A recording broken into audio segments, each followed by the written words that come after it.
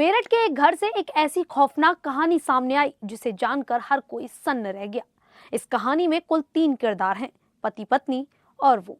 हालात कुछ ऐसे बने कि पत्नी को प्रेमी के साथ मिलकर अपने पति का कत्ल करना था, लेकिन प्रेमी अंधविश्वासी था।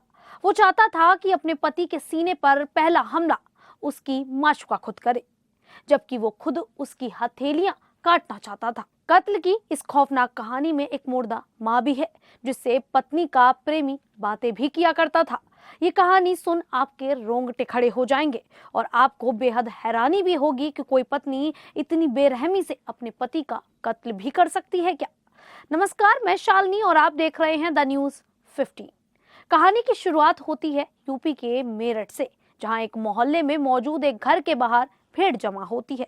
हर किसी की नजर उसी घर की तरफ होती है। थोड़ी देर बाद वहां पुलिस पहुंचती है। पुलिस के बाद फॉरेंसिक टीम घर में दाखिल होती है। घर के अंदर से और तो और कुछ नहीं, नीले रंग के प्लास्टिक का एक ड्रम बाहर निकाला जाता है।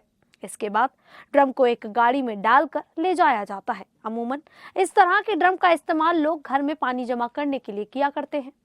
अब वो नीले रंग का ड्रम मेरठ के एक सरकारी अस्पताल के मुर्दा घर पहुंच चुका था और ये ड्रम जरूरत से ज्यादा भारी था।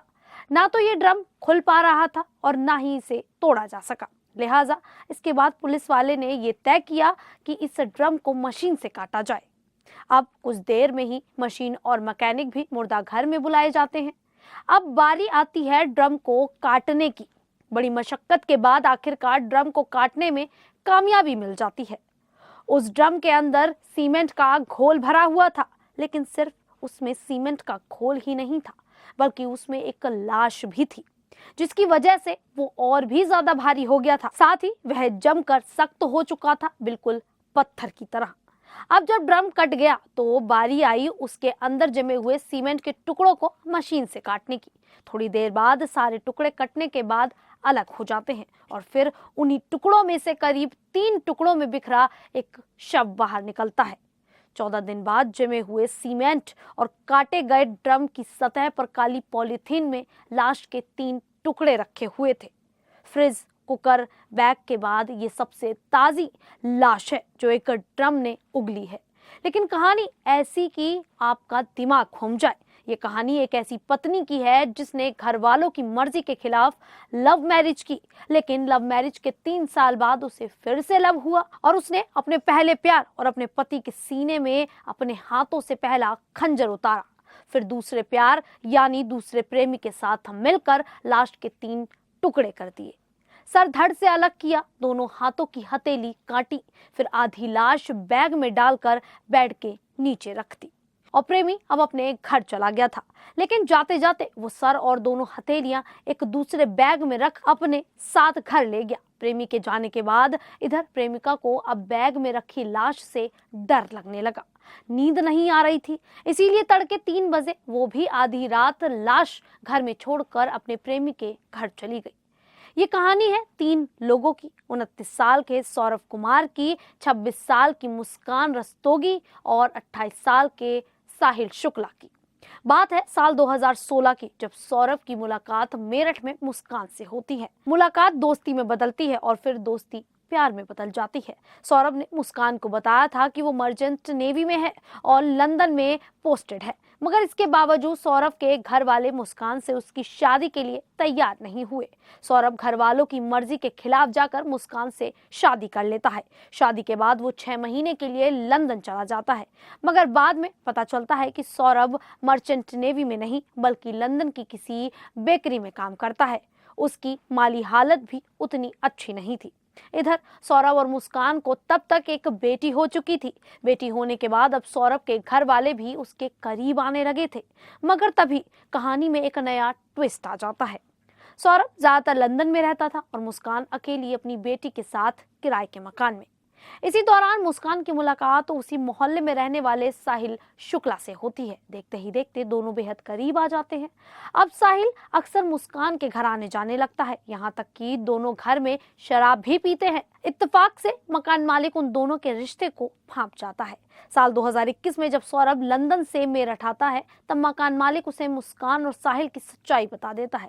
इस बीच दोनों के कुछ चैट पर भी सौरभ की नजर पड़ जाती है। फिर सौरभ और मुस्कान में झगड़ा होता है और बात तलाक तक पहुंच जाती है। सौरभ मुस्कान को तलाक देना चाहता था। इन्हीं झगड़ों के बीच 2023 में सौरभ फिर से लंदन चला जाता है। अब मुस्कान और साहिल आजाद थे। फिर पूरे 2 साल बाद फरवरी 2025 में ये आजादी खत्म होने वाली थी, क्योंकि सौरभ 24 फरवरी को लंदन से 2 साल बाद मेरठ अपने घर लौट रहा था। 25 फरवरी को मुस्कान का बर्थडे था। वो उसका बर्थडे मनाने आ रहा था, लेकिन इधर मुस्कान कुछ और ही प्लान कर बैठी थी। उसका इरादा ठीक बर्थडे वाले दिन यानी 25 फरवरी को ही सौरभ को मार डालने का था, मगर ऐसा हो न सका। 25 फरवरी वाली प्लानिंग फेल हो गई और सौरभ बच गया, मगर मुस्कान और साहिल अगली प्लानिंग में जुट गए थे। मुस्कान की बेटी का एग्जाम चल रहा था।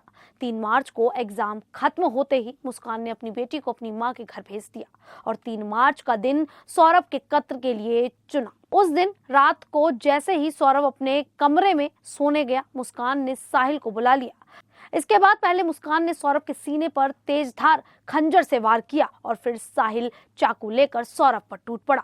सौरभ पूरी ताकत से लड़ने की कोशिश कर रहा था, लेकिन वो हार गया। मुस्कान उसकी मौत का तमाशा देखती रही। कुछ ही मिनटों में सौरभ की सांसें थम गई। कत्ल के बाद अब लाश को ठिकाने लगाने की बारी आई थी, तो उसकी प्लानिंग भी पहले से हो चुकी थी। इसके बाद साहिल और मुस्कान ने मिलकर एक प्लास्टिक का बड़ा ड्रम खरीदा, वही नीले रंग का ड्रम जो पुलिस उठाकर ले गई थी। फिर उन दोनों ने बाथरूम में सौरभ की लाश के टुकड़े किए और उसे बड़े ड्रम में भर दिया। फिर उस ड्रम में सीमेंट का घोल डालकर उसे पूरा भर दिया, यानी कि वो ड्रम सौरभ की ठोस कब्र की तरह बन चुका था। इसके बाद वो दोनों साहिल के घर जाकर आराम से सो गए। फिर 4 मार्च की सुबह हुई। लाश वाला ड्रम कमरे में रखकर अब मुस्कान साहिल के साथ हिमाचल की वादियों में घूमने जा रही थी। 4 मार्च की शाम को ही दोनों एक कैब बुक करते हैं और शिमला, मनाली और कसौल घूमने निकल जाते हैं। उस वक्त मुस्कान अपने साथ कुल 84,000 रुपए लेकर निकलती थी। 14 दिन बाद जब पैसे खत्म हो गए तो दोनों ने वापस मेरठ आने का फैसला किया।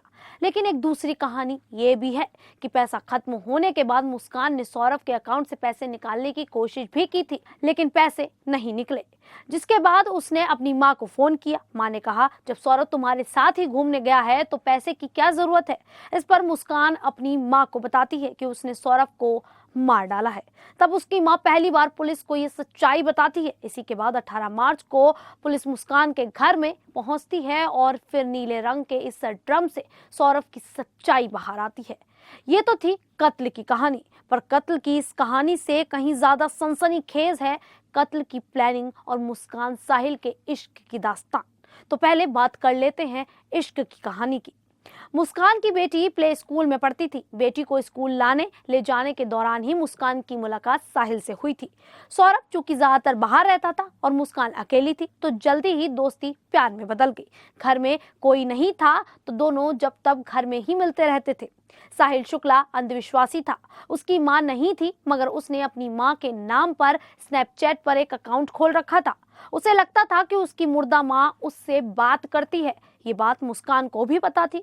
मुस्कान ने अपने भाई के मोबाइल नंबर पर एक अकाउंट खोला। उसी नंबर के जरिए वो साहिल को उसकी मां बनकर मैसेज करती थी कि मुस्कान अच्छी लड़की है तो उसके साथ खुश रहेगा। इस वजह से साहिल मुस्कान से और ज्यादा प्यार करने लगा था। शायद माँ वाली बात और अंधविश्वास का ही असर था कि अब वो मुस्कान से शादी करना चाहता था और इसके लिए वो सौरभ को रास्ते से हटाना चाहता था। इतना ही नहीं, इसी अंधविश्वास के चक्कर में वो मुस्कान को ये भी कहता था कि सौरभ का वध वही करेगी। मुस्कान भी अब सौरभ से पीछा छुड़ाना चाहती थी। इसी के बाद दोनों ने पिछले साल नवंबर में ही तय कर लिया था कि इस बार सौरभ के मेरठ आते ही उसे मार डालेंगे और नवंबर से ही कत्ल की प्लानिंग शुरू हो गई थी। सबसे पहले दोनों ने इस बात की प्लानिंग की कि कत्ल के बाद लाश का क्या करेंगे।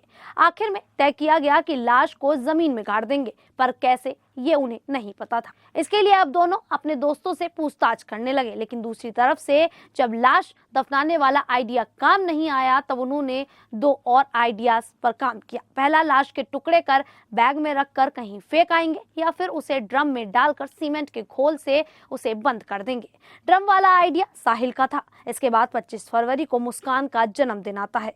लिहाजा सौरभ ने 24 फरवरी को लंदन से मेरठ लौटने का प्लान बनाया।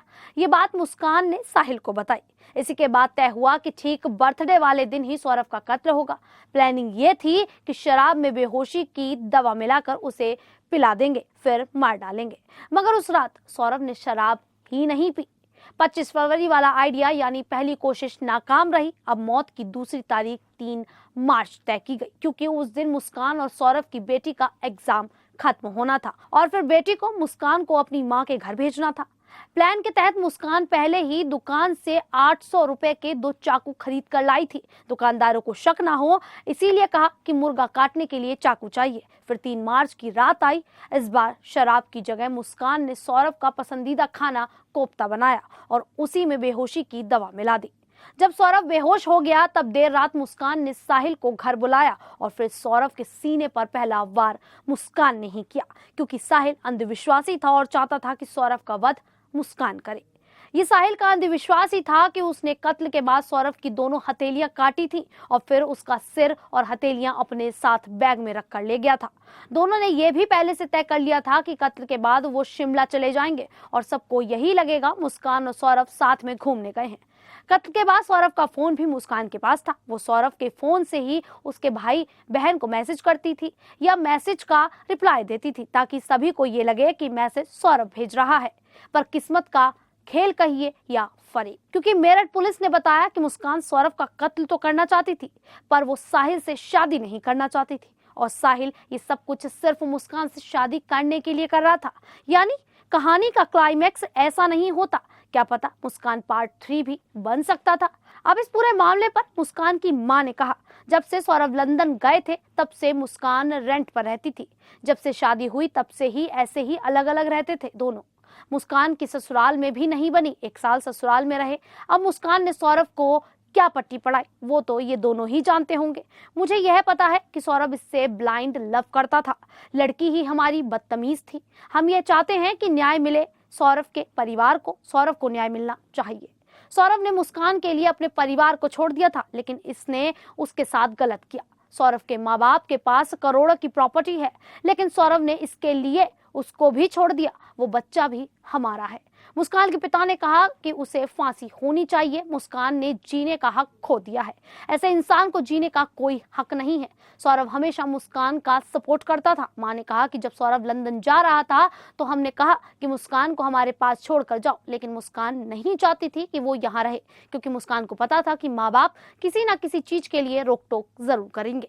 अब इस पूरे मामले को लेकर आप लोगों को क्या लगता है कि मुस्कान और साहिल को सौरभ की जान लेने के लिए क्या फांसी की सजा मिलनी चाहिए, जिस तरह से उसके पिता ने कहा? आप हमें अपनी राय कमेंट में जरूर बताइएगा। फिलहाल अभी के लिए इतना ही। फिर हाजिर होंगे ऐसी ही देश दुनिया से जुड़ी बड़ी खबरों के साथ। तब तक के लिए देखते रहिए द न्यूज़ 15।